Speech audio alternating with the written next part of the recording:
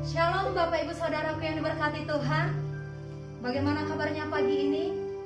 Saya percaya setiap kita bersuka cita, amin. Puji nama Tuhan Bapak Ibu Saudara. Kita boleh bertemu kembali dalam ibadah doa puasa kita pagi ini. Dan saya sangat percaya setiap kita siap untuk memuji dan memperlihatkan nama Tuhan, amin. Puji nama Tuhan, mari saya mengajak Bapak Ibu yang di rumah-rumah untuk kita sama-sama menyiapkan hati kita yang terbaik di hadapan Tuhan. Kami mengucap syukur Tuhan, Engkau baik di dalam kehidupan kami. Terima kasih buat penyertaan perlindungan Allah yang sempurna di dalam kehidupan kami sampai hari ini Tuhan. Bahkan kalau kami ada sampai hari ini, itu semua karena anugerah Tuhan yang begitu besar di dalam kehidupan kami ya Tuhan Yesus. Terima kasih Tuhan, terima kasih Bapa. Sebentar kami akan memulai ibadah kami. Kami mau serahkan semuanya dari awal, pertengahan, bahkan sampai akhir ibadah ini. Kami percaya Tuhan Roh Kudus-Mu hadir, Engkau yang menjamah dan memberkati setiap kami, pribadi lepas pribadi ya Tuhan. Dan kami sangat yakin dan percaya Tuhan, ada sesuatu yang baru yang Tuhan akan kerjakan dalam kehidupan kami. Terpujilah nama-Mu Tuhan, hanya di dalam nama Tuhan Yesus kami siap memulai ibadah kami pagi ini. Haleluya, amin. Puji nama Tuhan Bapak Ibu, saya mengajak Bapak Ibu yang di rumah-rumah untuk kita sama-sama bangkit berdiri. Kita akan memuji Tuhan, amin.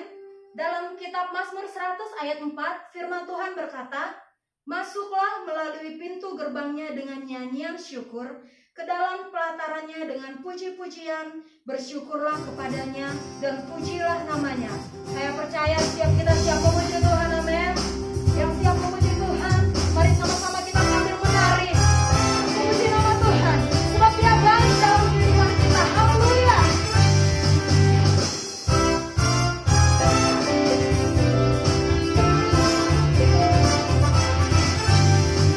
Kau bukan kayu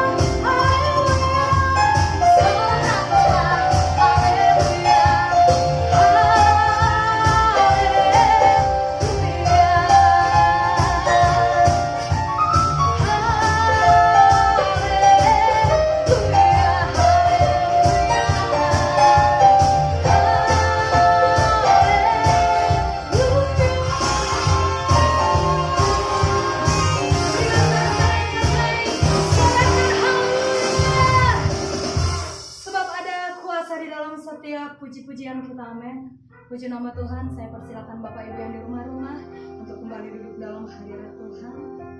Mari kita persiapkan hati kita yang terbaik untuk menyembah Tuhan. Sebab Engkau baik di dalam kehidupan kami Tuhan.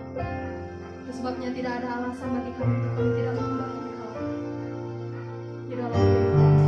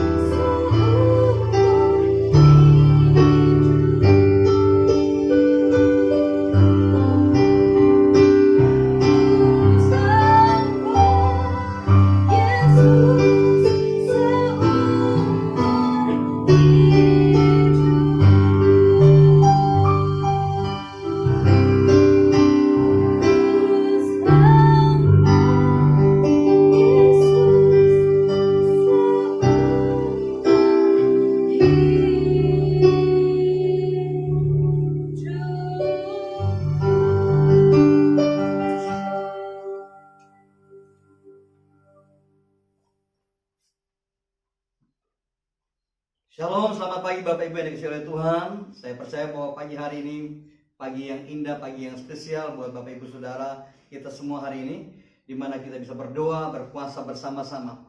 Puji Tuhan Bapak Ibu yang dikasihi oleh Tuhan, untuk kasih karunia Tuhan hari ini kita bisa bersama-sama bisa menikmati satu hubungan yang intim dengan Tuhan. Baik Bapak Ibu yang dikasihi oleh Tuhan, firman Tuhan hari ini saya mengambil dari Lukas pasal yang ke-19. Injil Lukas 19. Lukas pasal yang ke-19 ayat 1 sampai dengan ayat yang ke-10. Lukas 19 ayat yang pertama sampai dengan ayat yang ke-10. Tapi sebelumnya kita berdoa dulu Bapak Ibu yang dikasihi oleh Tuhan. Mari kita berdoa bersama-sama. Bapa di sorga, di dalam nama Yesus Kristus, kami mengucap syukur dan terima kasih untuk hari ini kami boleh berdoa dalam ibadah dan doa puasa Tuhan. Terima kasih untuk kasih karunia dan anugerah-Mu dalam kehidupan kami hari ini. Bapa, saatnya Tuhan kami mendengarkan firman Tuhan, berbicaralah buat kami hikmat pewahyuan yang baru turun dalam kehidupan kami, untuk kami bisa merenungkan firman-Mu Tuhan, dan bahkan bukan merenungkan tapi kami bisa melakukannya. Terpujilah nama-Mu Tuhan, di dalam nama Yesus Kristus kami mengucap syukur. Haleluya, haleluya. Amin. Amin. Shalom Bapak Ibu yang dikasihi oleh Tuhan. Sekali lagi saya mengucapkan untuk semua kita yang baru bergabung bersama-sama di siaran online di ibadah doa dan puasa pagi hari ini. Mari kita akan bacakan firman Tuhan bersama-sama dari Lukas pasal 19 ayat 1 sampai dengan ayat yang ke-10. Demikian firman Tuhan. Judulnya Sakeus. Yesus masuk ke kota Yeriko dan berjalan terus melintasi kota itu. Di situ ada seorang bernama Sakeus, kepala pemungut cukai, dan ia seorang kaya. Ia berusaha untuk melihat orang apakah Yesus itu, tapi ia tidak berhasil karena orang banyak, sebab badannya pendek.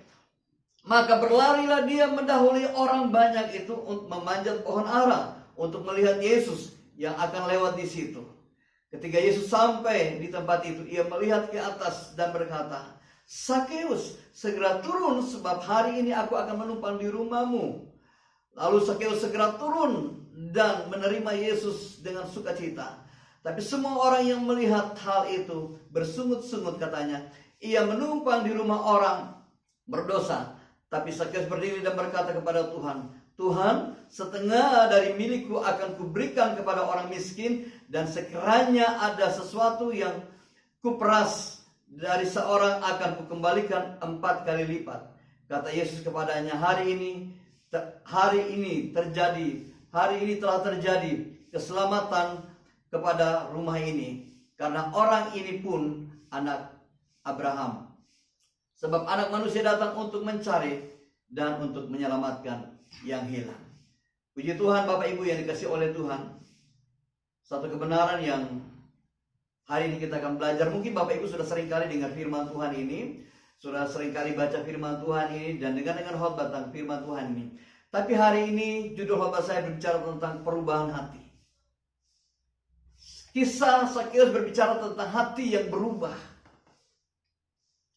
Sebelum segala sesuatu Tuhan mau ubahkan dalam kehidupan saudara dan saya, yang Tuhan ubahkan pertama-tama adalah hati. Bapak Ibu yang dikasihi oleh Tuhan, dari apa yang kita baca ini, ya, kita menemukan definisi perubahan hati.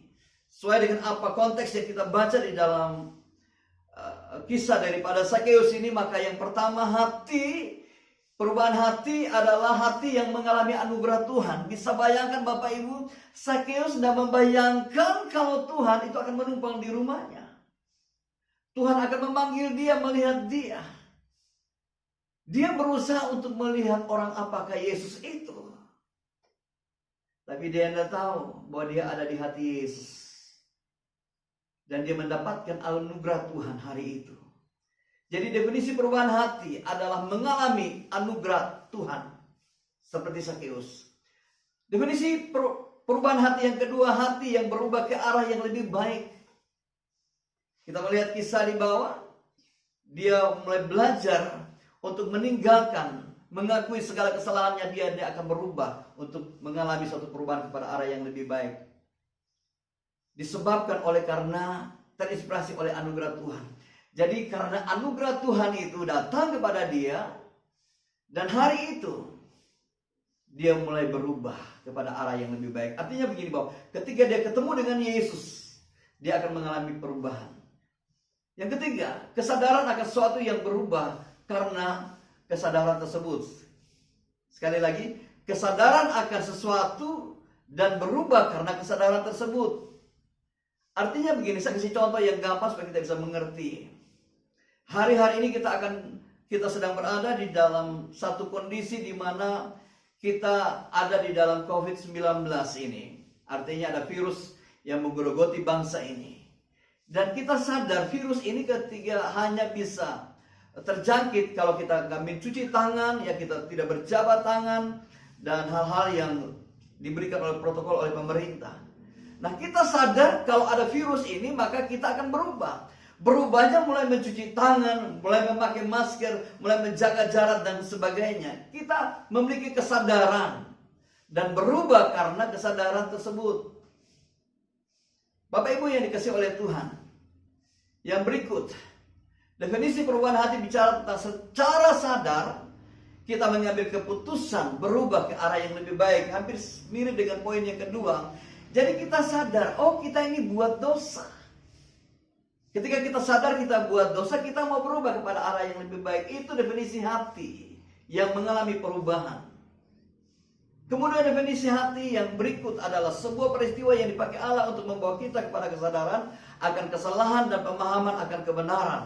Dan mengambil keputusan untuk berjalan pada arah hidup yang baru.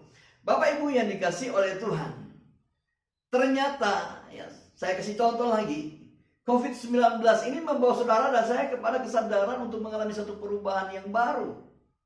Dan hari ini sadar atau tidak sadar, suka atau tidak suka, kita sedang berada di normal yang baru. Dan normal yang baru kita punya cara hidup yang baru. Kita mengalami satu perubahan dengan peristiwa yang dipakai Allah untuk membuat kita sadar. Ternyata kebersihan itu perlu. Ternyata menjaga diri dengan baik itu perlu. Dan kita punya kesadaran untuk hati berubah lewat peristiwa ini, Bapak Ibu yang dikasihi oleh Tuhan. Kita makin hari memiliki satu persekutuan dengan Tuhan, keintiman dengan Tuhan lebih lagi. Lalu yang terakhir, definisi dari perubahan hati bicara tentang perubahan hati yang membawa pada perubahan prioritas. Tadinya prioritas Sakeus itu untuk uang. Tadinya prioritas Sakeus itu segala sesuatu kepada dirinya sendiri. Tapi waktu dia berjumpa dengan Yesus, hatinya berubah. Pusat prioritasnya berubah. Pusat kehidupannya mulai berubah. Hari ini kita belajar, Bapak Ibu yang dikasihi oleh Tuhan, dari kehidupan Sakeus. Ketika Sakeus berubah hatinya, yang terjadi ialah suatu perubahan yang radikal. Jadi Bapak Ibu yang dikasihi oleh Tuhan, ketika hati kita ini berubah, maka perubahan yang radikal itu terjadi dalam hidup kita. Ketika Sakeus mengalami perubahan radikal pada waktu Yesus memanggil dia, Sakeus turunlah dan aku menumpang di rumahmu. Sakeus lari dan berjumpa dan mendapatkan Yesus. Apa yang terjadi Bapak Ibu yang dikasihi oleh Tuhan? Yesus bersama-sama dia ada di rumahnya. Dia menerima Yesus pada waktu itu. Alkitab mencatat, dia menerima Yesus. Lalu pada waktu itu orang-orang gak senang dengan dia. Dan dia mulai berdiri di hadapan sebanyak orang dan di hadapan Yesus. Dia katakan begini, ini hati yang radikal. Perubahan yang radikal. Dia katakan pada saat itu, aku mengakui bahwa aku adalah seorang penjahat. Aku adalah seorang pemeras. Dia mengakui dosanya. Itu yang disebut dengan ketika seorang berjumpa dengan Yesus, hatinya mulai mengalami perubahan yang radikal.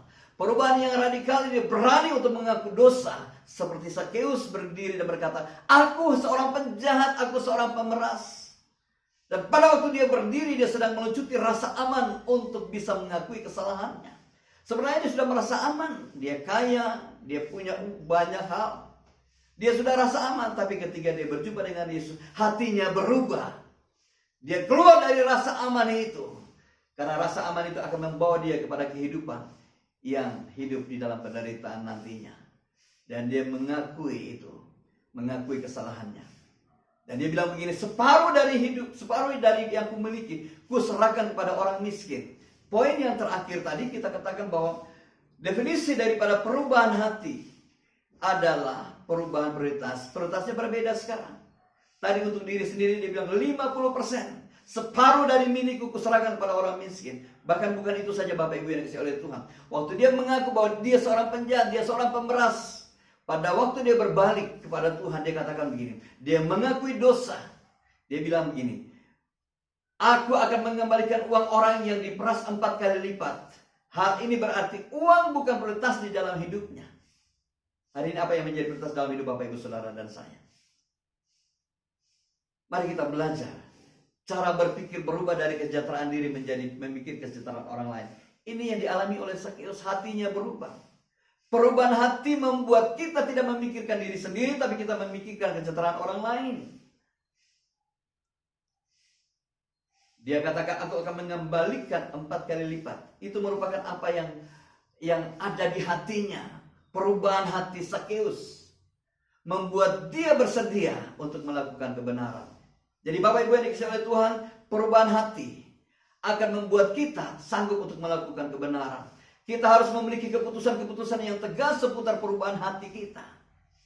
Pada waktu hati kita harus berubah, maka kita akan bisa melihat, kita akan hidup dalam kebenaran. Pada waktu kita harus berubah, namun kita tidak membiarkan hati kita berubah, maka kita akan dikuasai oleh selubung. Selubung itu apa? Selubung itu segala sesuatu yang membuat kita nggak bisa melihat ke depan. Masa depan yang menjadi suram. Tapi ketika hati kita berubah, kita akan bisa melihat jalan-jalan yang tertutup akan menjadi terbuka. Seperti visi kita bulan tahun ini, bahwa dimensi yang besar, dimensi yang baru Tuhan kasih buat saudara dan saya. 2 Korintus 3 ayat 18. Tuhan akan membawa saudara dari satu kemuliaan kepada kemuliaan yang lebih besar. Jadi kalau kita ingin untuk mengalami perubahan hati, kita harus terbuka terhadap apa maunya Tuhan. Saudara, yang membuat Sakeus bisa berubah karena bukan Sakeus. Dia hanya ingin untuk melihat. Tapi Tuhan yang membuat perubahan. Tuhan memanggil Sakeus, aku akan menumpang di rumahmu. Artinya itu inisiatifnya Tuhan untuk membuat perubahan. Demikian juga Tuhan membuat perubahan dalam hidup saudara dan saya. Saya percaya keadaan hari-hari ini Tuhan sedang membuat saudara dan saya untuk berubah. Bapak Ibu yang dikasih oleh Tuhan, sebab apa? Tuhan kita adalah Tuhan perubahan. Ia adalah Tuhan yang menyukai perubahan ke arah yang tepat, arah yang lebih baik. Tuhan menjadikan saudara dan saya untuk hidup memiliki masa depan yang penuh dengan harapan. Jadi Bapak Ibu yang dikasih oleh Tuhan, kalau hari ini kita katakan kita percaya kepada Yesus Kristus, maka perubahan itu harus terus-menerus terjadi dalam kehidupan saudara dan saya. Kenapa? Sekali lagi, Tuhan itu menyukai perubahan. Tuhan adalah inisiatif yang memulai perubahan dalam hidup saudara dan saya.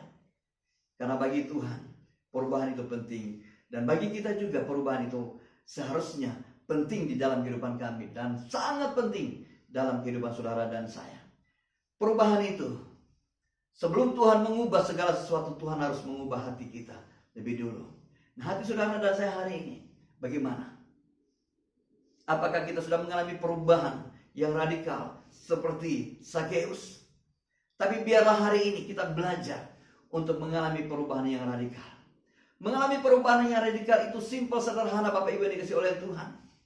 Seperti apa yang dicanangkan Tuhan, yang dikasih Tuhan buat gereja kita hari-hari ini. Smart, sepakat mengikuti arahan dan rencana Tuhan.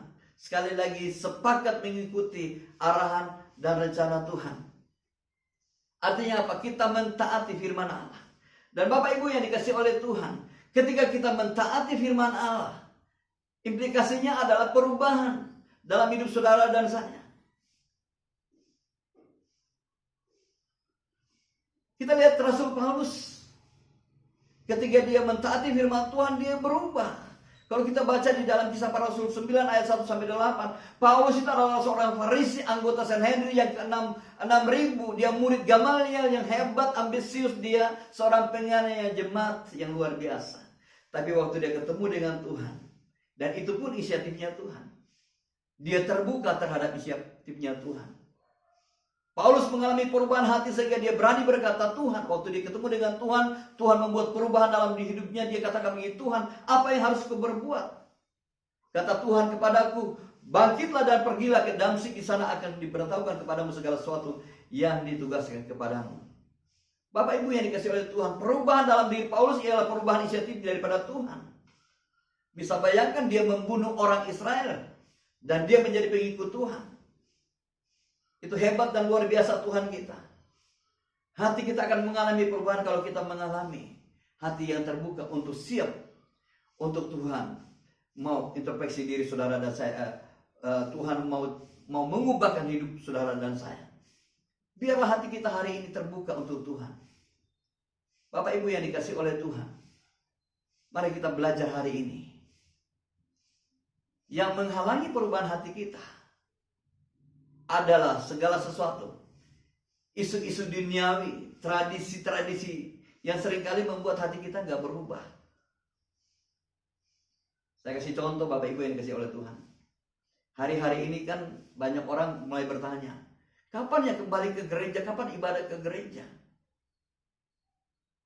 Persekutuan kita dengan Tuhan bukan di gereja, setiap hari, day by day. Setiap hari kita harus bersekutu dengan Tuhan. Dan itulah yang membuat kita mengalami satu perubahan. Bukan satu minggu sekali di gereja. Itu sebabnya Tuhan buat satu perubahan yang besar buat kita hari-hari ini untuk beribadah di rumah-rumah. Dan bukan itu saja. Saya percaya bahwa hari-hari ini Tuhan sedang membawa saudara dan saya untuk memiliki perubahan hati. Pagi hari ini ada 4 hal yang mau saya sampaikan. Ada. Yang pertama, perubahan adalah bagian dari janji Tuhan. Jadi kalau Tuhan mau merubah saudara dan saya, itu adalah janji Tuhan buat saudara dan saya untuk mengubahkan hidup kita. Dan itu covenant, perjanjian.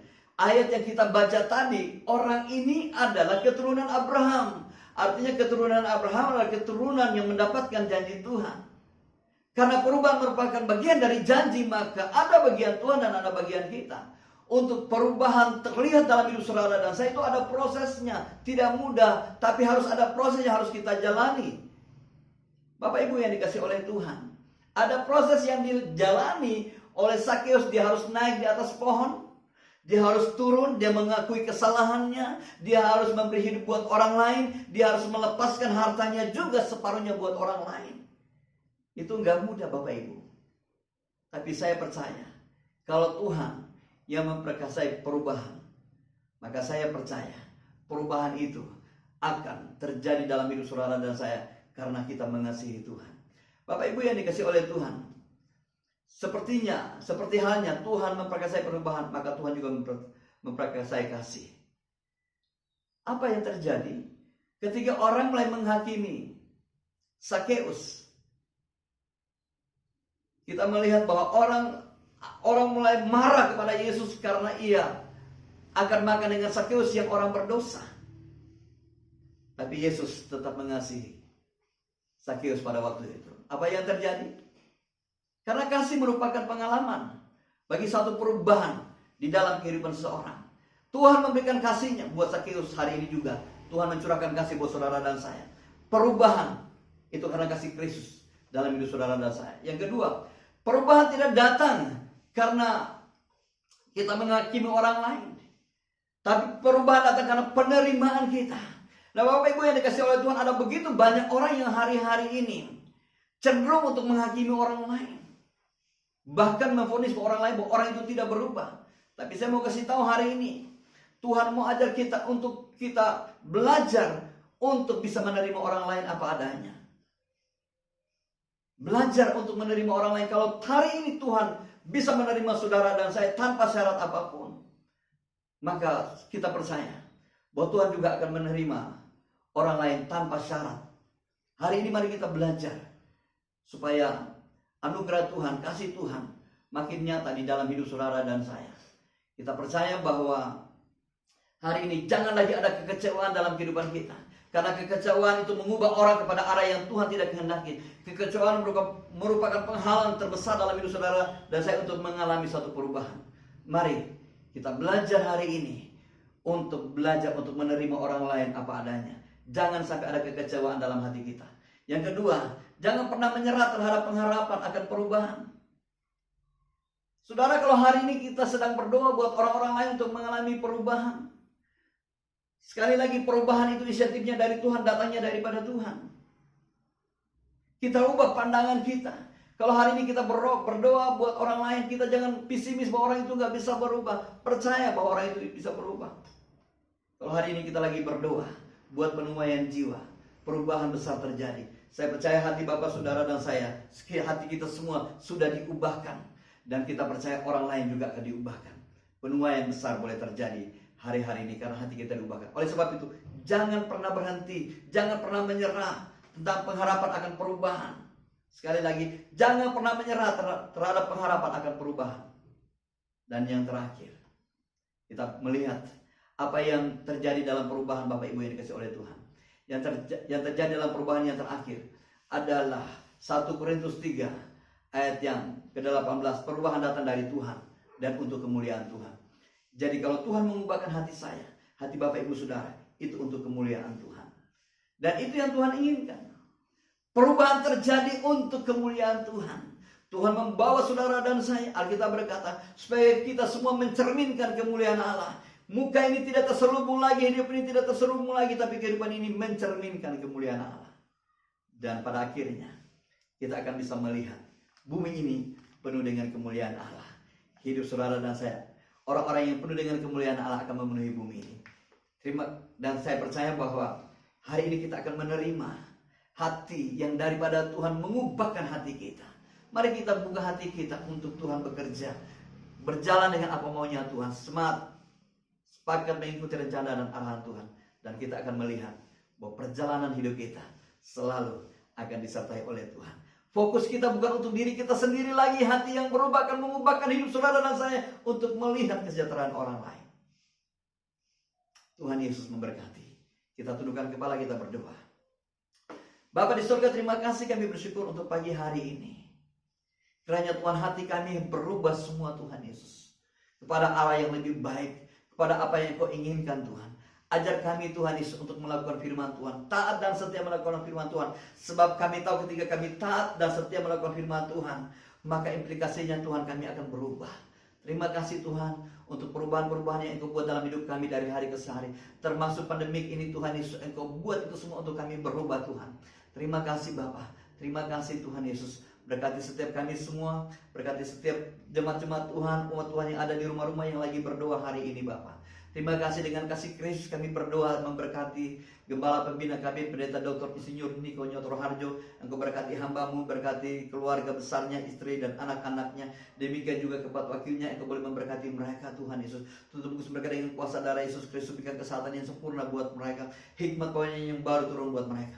Demikian juga Tuhan Gembala Rayon kami, Bapak Pendeta Johan Makmur, Tuhan Engkau boleh memberkati hamba-Mu ini Tuhan. Kami percaya Tuhan Yesus, hari-hari ini Tuhan, kekuatan yang ekstra Engkau berikan buat hamba-Mu, ibu dan anak-anak, menantu, cucunya, semua Tuhan Engkau boleh memberkati mereka semua Tuhan. Pewahyuan hikmat yang daripada-Mu Tuhan turun, kesehatan yang sempurna Tuhan Engkau beri Tuhan Yesus. Engkau berkati hamba-Mu ini Tuhan dalam segala hal Bapa. Jadikan hamba-Mu ini berkat buat bangsa-bangsa. Terima kasih Tuhan, terima kasih. Oh, kami berdoa juga Tuhan untuk ketiga wakilnya Tuhan Engkau boleh memberkati Pak Anton hamba juga Tuhan Yesus, Pak Rudi Pasaribu Tuhan Engkau berkati keluarga besarnya Tuhan Engkau berkati Tuhan. Hamba-hamba Tuhan, pelayan-pelayan Tuhan Engkau juga boleh memberkati. Gereja-gereja cabang Tuhan seluruh Mentawai, gereja Rating Engkau boleh memberkati Bapak. Terima kasih Tuhan. Hamba berdoa untuk pelayanan besok hari ke dalam tangan-Mu Tuhan, kiranya Engkau boleh memberkati. Biarlah Tuhan Yesus semua tayangan-tayangan Tuhan Yesus yang akan ditayangkan dalam pelayanan online Tuhan Engkau boleh memberkati. Hamba-hamba Tuhan yang melayani Engkau urapi Tuhan. Terima kasih Bapak, terima kasih. Kami bersyukur untuk hari ini kami boleh memuji menyembah Engkau di dalam ibadah doa dan puasa. Dan kami percaya Tuhan, berkat Tuhan melimpah-limpah dalam setiap kehidupan kami.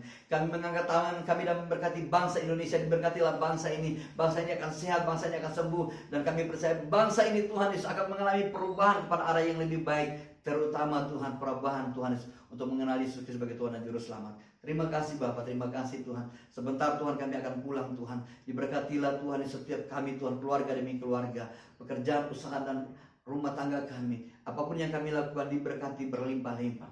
Dan mari Bapak Ibu yang dikasihi oleh Tuhan, kita terima berkat Tuhan. Kiranya berkat anugerah, damai sejahtera daripada Allah Bapa, cinta kasih daripada Yesus Kristus, persekutuan dengan Roh Kudus memberkati menyertai kita hari ini sampai Maranatha. Tuhan menyebut kita di awan-awan permai bahkan sampai selama-lamanya. Setiap kita yang percaya dan berkati bersama-sama, kita katakan amin. Amin. Tuhan Yesus memberkati kita semua di siang hari ini. Haleluya. Amin.